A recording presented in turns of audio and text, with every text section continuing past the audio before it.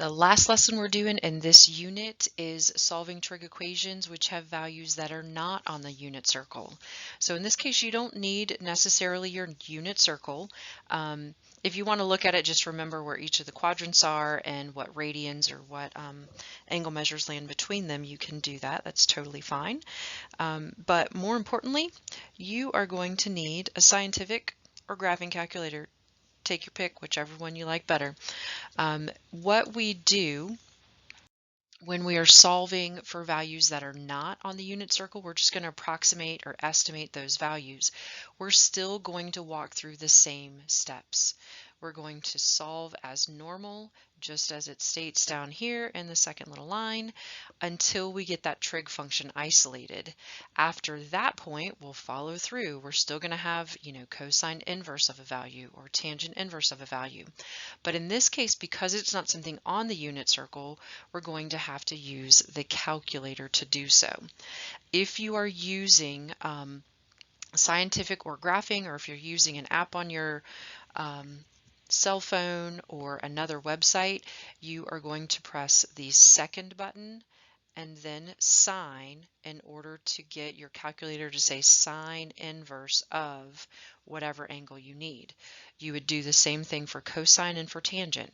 So you would press second and then cosine, and on your calculator it'll show up as cosine inverse with open parentheses. And you can do the same thing for tangent. So second tan will give us tangent inverse of some particular value, which we'll substitute in. In this case, make sure that the mode of your calculator is definitely in degrees. Go ahead and keep it in degrees. We like all of these answers to be in degrees because I don't want to write crazy stuff like 7 pi over 13. I'd rather write 22.5 degrees or 147 degrees, something like that. Okay, so make sure the mode of your calculator is in degrees.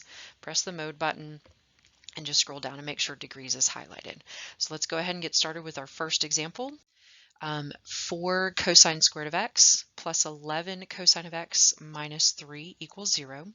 So we can do any of the operations we've done before: add, subtract, multiply, divide to isolate the trig function, factor, or replace using an identity, any of those that we have and have used. I hope that you guys recognize that this one has a cosine squared, a cosine, and a constant, so we will definitely want to factor this example. Now, it's not beautiful, but we're going to work on through like we've been doing.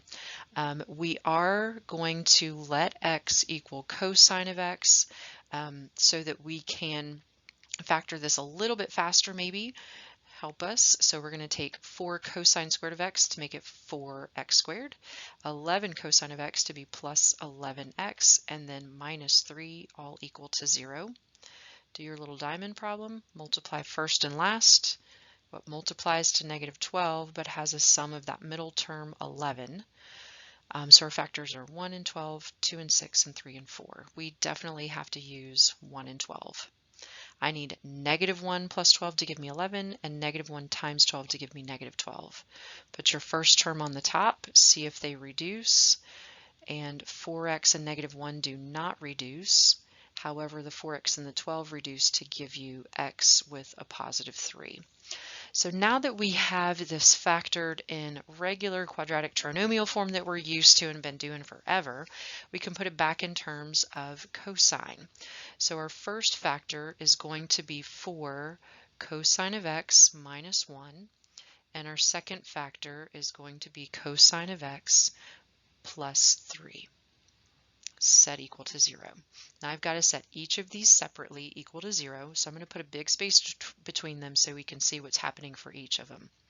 We're just going to deal with the first factor, 4 cosine of x minus 1 equaling 0, and then we'll come back and do cosine of x plus 3 equals 0. So our first one, 4 cosine of x minus 1 is 0. To isolate cosine, I need to add 1 to both sides of the equation, and then I'll have to divide through by 4 to get cosine of x completely by itself. Show 1 or 2 steps, whichever you need.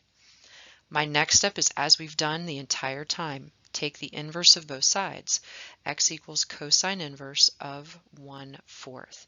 Now, cosine does not equal 1/4 anywhere on our unit circle.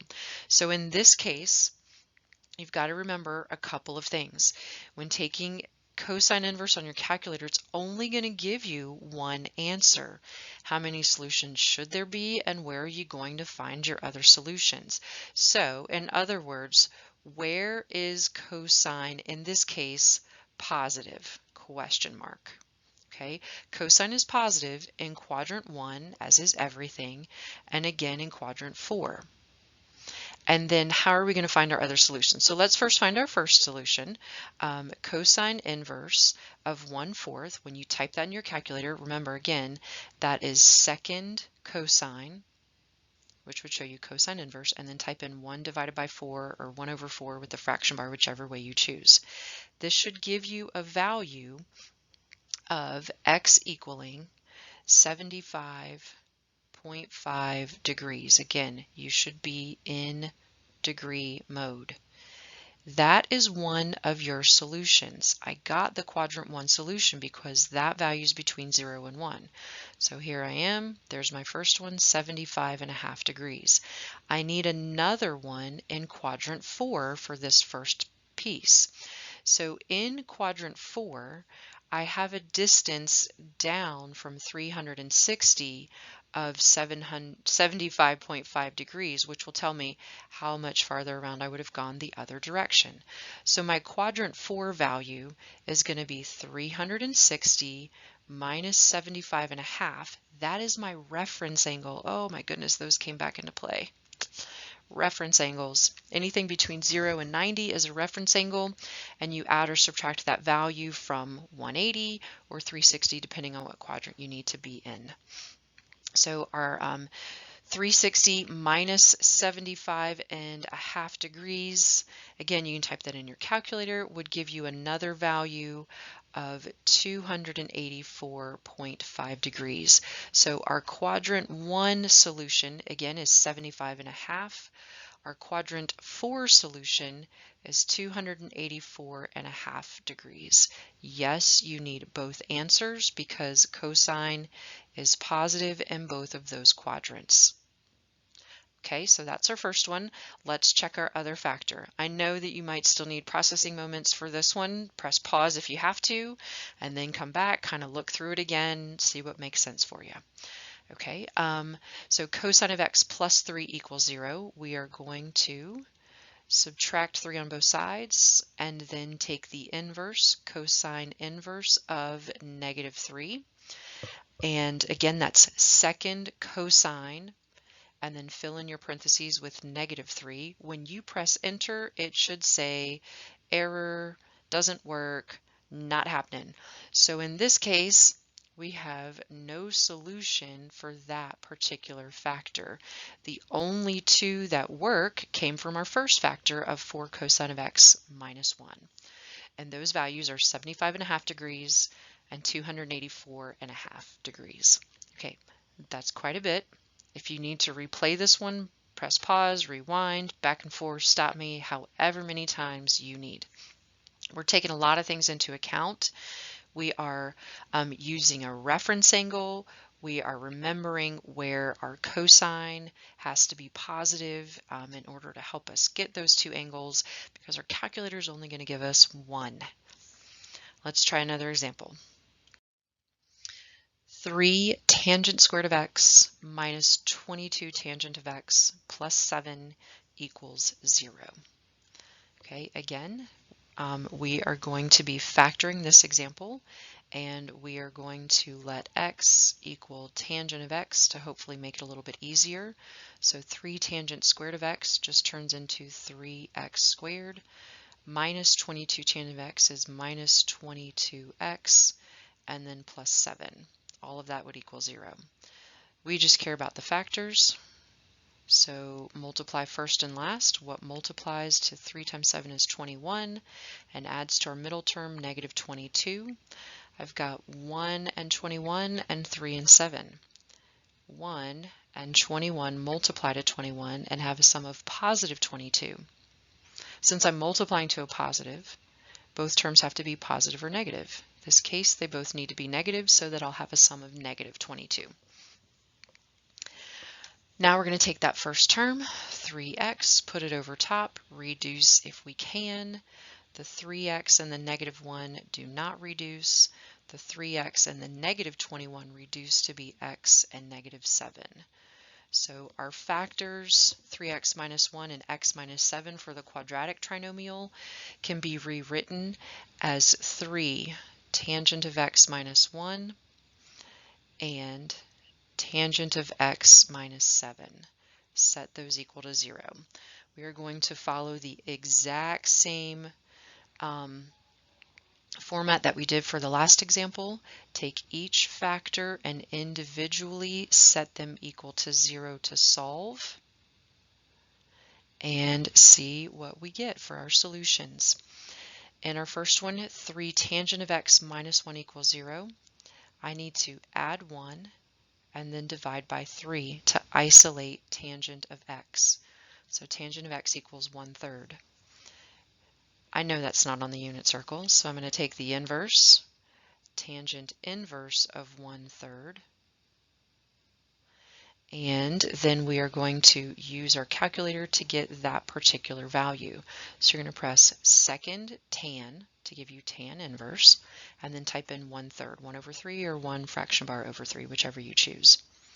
This should give you a value of x equaling, and we'll round it to the nearest tenths place, 18.4 degrees. Okay, so we're going to go back. Remember, this is only giving us one answer.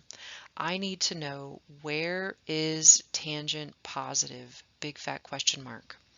Everything's positive in quadrant 1 right over here. So here's tangent of 18.4 degrees. And because tangent is also could be negative y over negative x versus positive y over positive x, it would also be positive in quadrant 3.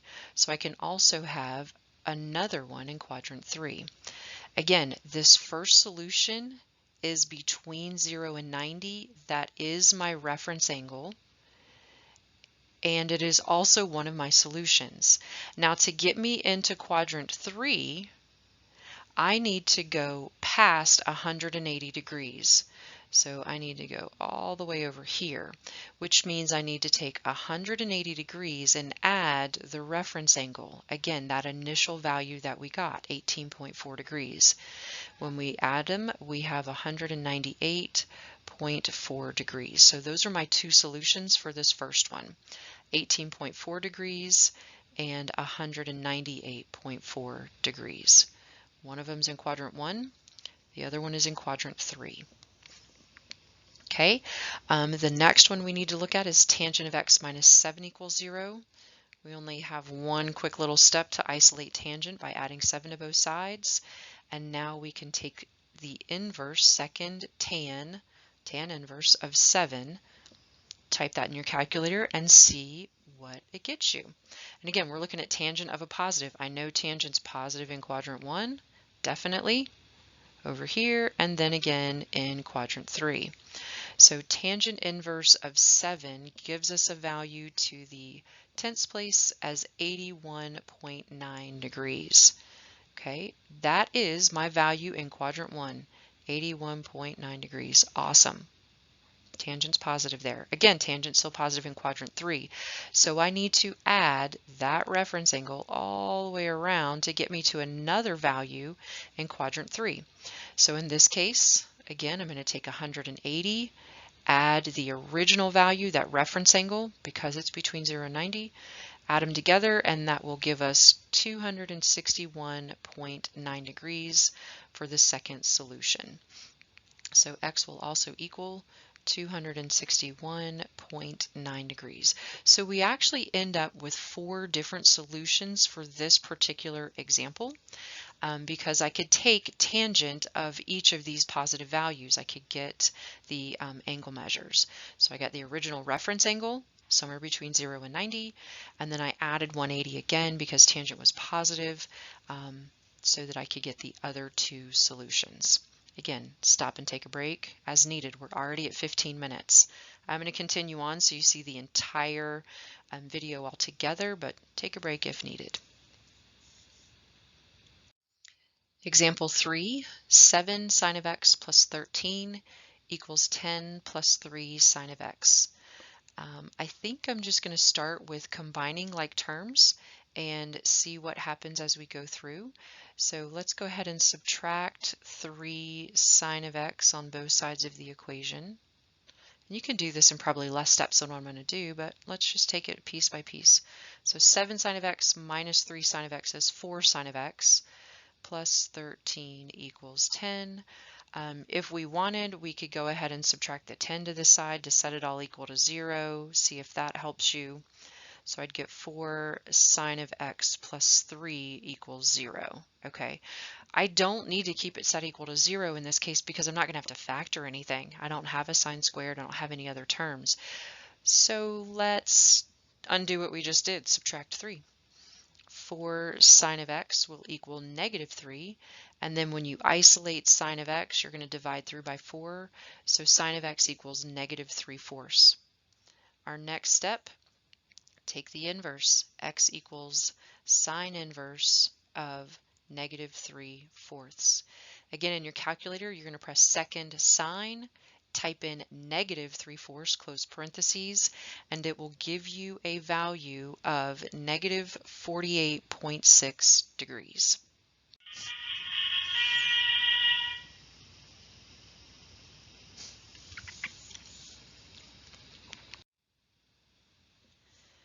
Where is sine negative? Where are the y values negative? Okay, so sine is negative, just as I've done the others. Sine is negative in quadrant 3 and in quadrant 4. Now when we typed this in the calculator, we got a negative value, negative 48.6 degrees.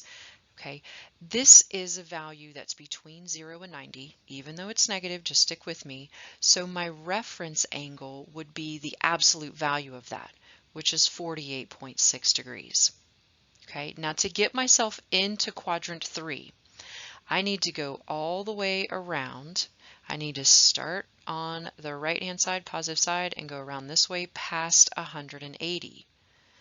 So if I know that my reference angle is 48.6, I'm going to take 180 degrees and add 48.6 to give me the value of quadrant 3 being 228.6 degrees. Okay, follow along again. My reference angle is 48 degrees. That's just telling me how far I am moving above or below the x-axis. To get into quadrant 3, I have to do over 180 degrees. So it's 180 plus my reference angle, which equals 228.6 degrees. In quadrant 4, we're actually going the opposite direction. We're going down to get into quadrant 4. We're all the way around minus a little bit. Okay, so if I need to be below 360 to get in quadrant 4, I'm going to take 360 and subtract 48.6, and this will give us a value of 311.4 degrees. Again, quadrant 4, I have to start and go all the way almost around, put myself into quadrant 4, so that's less than 360. So I have to do 360 minus the reference angle to give me 311.4 degrees. And we have one more example to go through, and then you guys will have several on your own that you can practice. Example 4 is 18 cosine of x minus 58 equals 31 cosine of x minus 54. This one is very, very similar to the problem that we just did. So let's combine our cosines.